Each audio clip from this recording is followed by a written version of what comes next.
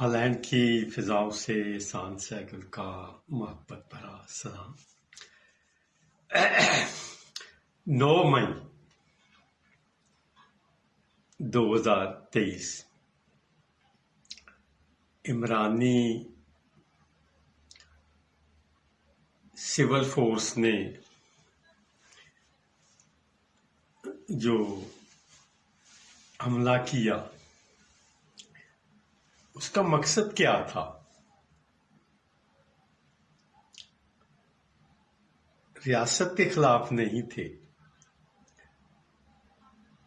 ریاست کو علم تھا، پولیس کو علم تھا، انتظامیہ کو علم تھا، افواج پاکستان کو علم تھا، ISI کو علم تھا، 100% علم تھا کہ یہ ہونے جا رہا ہے، لیکن روکا کیوں نہیں گیا؟ پاکستانی میڈیا کیوں نہیں بتا رہا؟ سمپل سی بات ہے کہ ثبوت حاصل کرنے کے لیے ڈھیل دی جاتی ہے۔ چور کو اس وقت تک نہیں پکڑا جا سکتا جب تک وہ رنگے ہاتھ نہیں پکڑا جائے۔ بس اسی تناظر میں انتظامیہ نے، پولیس نے اور تمام اداروں نے رنگے ہاتھوں عمرانی فورس کو جکڑ لیا۔ قانونی طور پہ، اخلاقی طور پہ، انتظامی طور پہ، ریاستی طور پہ اب ان کی گرفت میں ہے۔ آگے کیا ہونا ہے یہ تو وقت بتائے گا۔ میں یہ بھی بتاتا چلوں کہ پاکستان کے خلاف بین الاقوامی سازشیں میرے تجزیے کے مطابق امریکہ نہیں کر رہا یا یورپ نہیں کر رہا، پھر کون سی قوتیں ہیں؟ 3 قوتیں ہیں: را، موساد اور قادیانی۔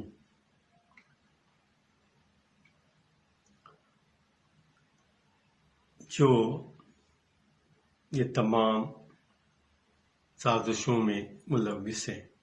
امریکہ جیسی قوت جس کے مخالف ہو جائے تو آپ کیا سمجھتے ہیں کہ وہ عراق اور لیبیا نہیں بن سکتا؟ امریکہ اتنی چھوٹی چھوٹی حرکتیں نہیں کرتا۔ یہ اپنے ذرا ذہن کو آپ صاف کر لیں کہ اتنی بڑی پاور جو ہے وہ اتنی چھوٹی حرکتیں نہیں کرے گا۔ تو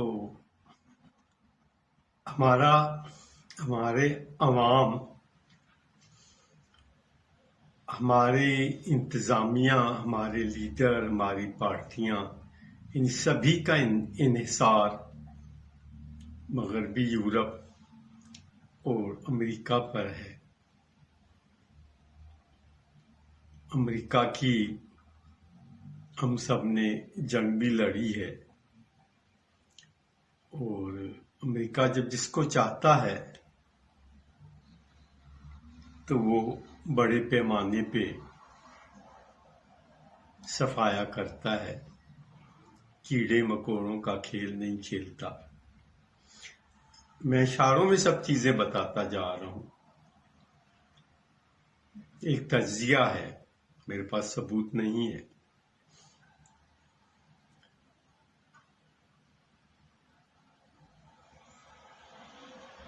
ہم امریکہ کے خلاف بہت بولتے ہیں، یورپ کے خلاف بہت بولتے ہیں، لیکن ہمارا کاسا ان کے آگے پھیلا رہتا ہے۔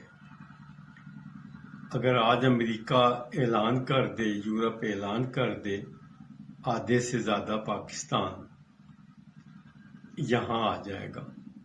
عمرانی ٹولے کا مقصد जनरल आसिफ منیر کو ہٹانا تھا اور اپنا لانا تھا۔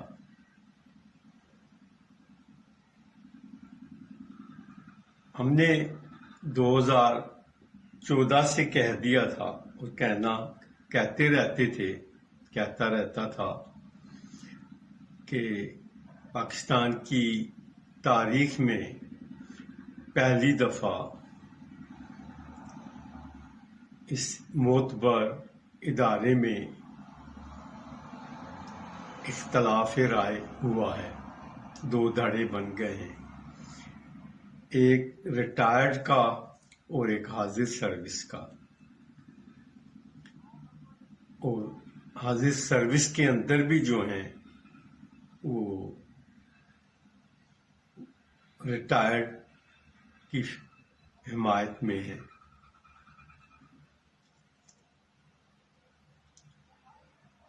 اب بھی یہ سلسلہ ختم نہیں ہوا ہے۔ عدلیہ کا کردار بھی انتہائی معیوب، انتہائی غور طلب ہے۔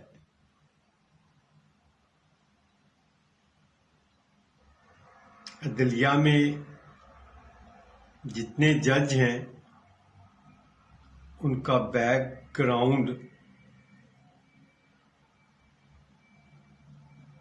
دیکھنے کی ضرورت ہے۔ میڈیا میں جتنے ہیں ان کا بھی بیک گراؤنڈ دیکھنا ہوگا کہ ان کی کڑیاں کہاں ملتی ہیں۔ دنیا میں میڈیا کہیں بھی آزاد نہیں ہے۔ یہ ہماری جو ہے ایک حسرت ہے کہ حکومت کی طرف سے ہمیں آزادی مل بھی جائے تو مالکان ہمیں وہ آزادی نہیں دیتے جو حکومت دے دیتی ہے۔ یہ ساری دنیا میں ہے اور ایسا ہو رہا ہے اور ایسا ہوتا رہے گا۔ آپ کو ایک بات بتاتا چلوں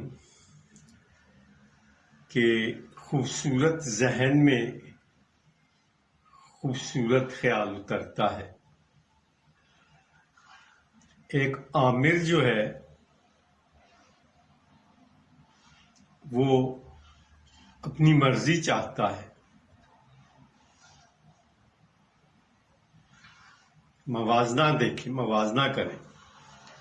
میں دشمن کے مقابلے میں عامر کی حمایت کروں گا، اس لیے کہ عامر اپنی مرضی چاہتا ہے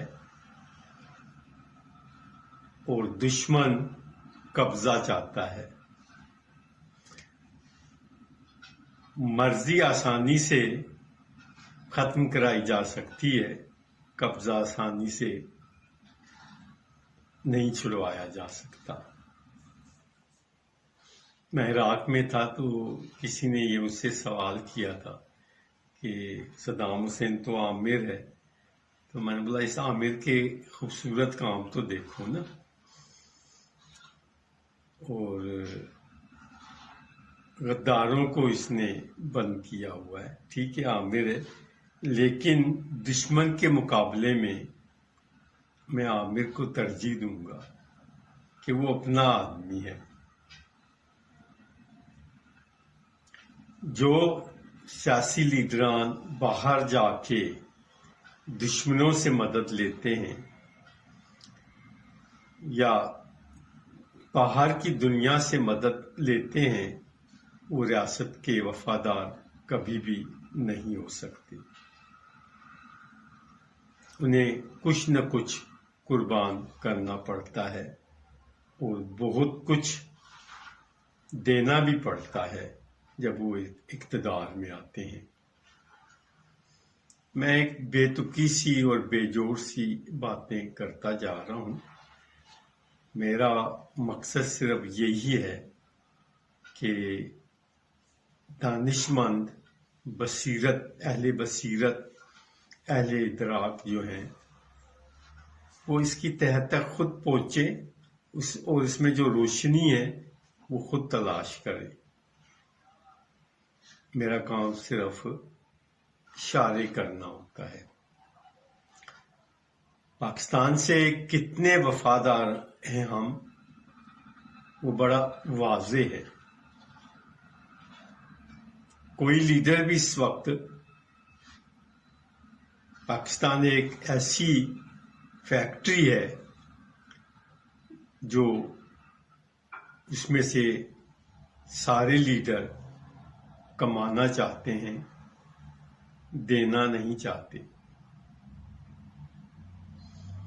جو لوگ دینا چاہتے ہیں وہ نچلی سطح پہ ہیں، انہیں ڈھونڈیے اور ان کے سپرد ریاست کر دیجئے. پھر دیکھیے کہ پاکستان کے بھاگ کیسے نہیں جاگتے. اگر اقتدار خاندانوں میں بٹا رہا، افراد میں بٹا رہا، دوستوں میں بٹا رہا، اور اہلیت ہو یا نہ ہو کسی بھی بلبوتے پہ اقتدار پہ قابض رہنا. میں نے پچھلے کسی ویڈیو میں بات کہی تھی کہ انڈیا کی فلموں میں جو بدمعاش ہوتے ہیں وہ ایک فلمی کردار ہوتے ہیں. وہاں بھی ہوتا ہے لیکن اس کے اصلی کردار ہمارے معاشرے میں ہے. کوئی شعبہ، کسی بھی شعبہ زندگی کا کوئی بھی فرد اپنی زندگی سے مطمئن نہیں ہے. تعلیمی ڈگریاں ان کے منہ چڑھاتی رہتی ہیں، مستقبل تاریک نظر آ رہا ہے، روشنی کی کوئی امید نہیں ہے. قرض لے کے ہم پگلے بجانے لگتے ہیں. جس طرح ہم قرض لینے میں اتنی محنت کرتے ہیں، کیا ہمارے وطن میں کوئی ایسے ریسورسز، ذخائر نہیں ہیں جن کو ہم تعمیر کر کے، امپروو کر کے اپنی معاشی حالت کو بہتر کریں؟ کسانوں میں زمینیں بانٹ دیجیے، ان سے تعاون کیجیے، ان کو بیج دیجیے، وہ آپ کو 1 سال کے اندر پورا پاکستان سرسبز کر دیں گے اور خوراک میں آپ کو خود کفیل کر دیں گے. دعویٰ نہیں ہے لیکن یقین ہے کہ پاکستانی قوم جس قدر محنتی ہے وہ کر کے دکھا دے گی. بھیک مانگنے کی بجائے اس طرف توجہ دیں. کئی اصلاحات کی ضرورت ہے. اپنی انا کو چھوڑیے، اپنی کرسی کو چھوڑیے اور کاسا کو توڑ دیجیے. اور اگر کاسا ہے تو اس میں جو پیسہ آتا ہے تو اس کو اس طرف لگائیے، اس کو کچھ ایسے مقاصد کے لیے خرچ کیجیے کہ اس کا رزلٹ آپ کے سامنے آئے، تو دوسری دفعہ آپ کو بھی نہیں مانگنا پڑے. مجھے یقین ہے کہ یہ ٹوٹی پھوٹی باتیں آپ سے ہزاروں میل دور بیٹھا ہوا وطن کی محبت میں جو ہمارے دل تڑپتے ہیں، آپ کو اس کا احساس نہیں ہوتا ہوگا. اور آپ خود کو محب وطن کہتے ہیں، اور میں بڑے دعوے سے کہہ سکتا ہوں کہ یہ جذبہ تارکین وطن میں آپ سے 10 گنا زیادہ ہوتا ہے، چند ایک غداروں کو چھوڑ کر۔ سوچئے، غور کیجئے، عمل کیجئے۔ صرف بیانات، پیپر ورک کچھ کام نہیں کرتا۔ انصاف کیجئے، مساوات کیجئے، ذاتی دشمنیاں مٹا دیجئے، اور جس کو لوگ لے آنا چاہتے ہیں انہیں آنے دیجئے اور اپنا وقت پورا کرنے دیجئے۔ اسے اتنا اختیار ہو کہ وہ اپنی صلاحیت کو اپنی مرضی کے مطابق استعمال کر سکے اور اس کے نتائج حاصل کر سکے۔ امید ہے کہ ان باتوں پہ غور کیا جائے گا، اور میری ویڈیوز، میری چیزیں صرف مخصوص لوگوں تک جاتی ہیں، اور میرا مقصد بھی یہی ہے۔ میں نے اپنے ایڈمن کو کہا ہے کہ وہ خاص لوگوں کو ٹیگ کیا کریں، ہر کس و ناقص کو نہیں، کیونکہ جو چیز تعمیر ہو سکتی ہے وہ چند ہاتھوں سے نکلے گی تو کروڑوں ہاتھوں تک خود بخود پہنچ جائے گی۔ اللہ حافظ۔ پاکستان زندہ باد۔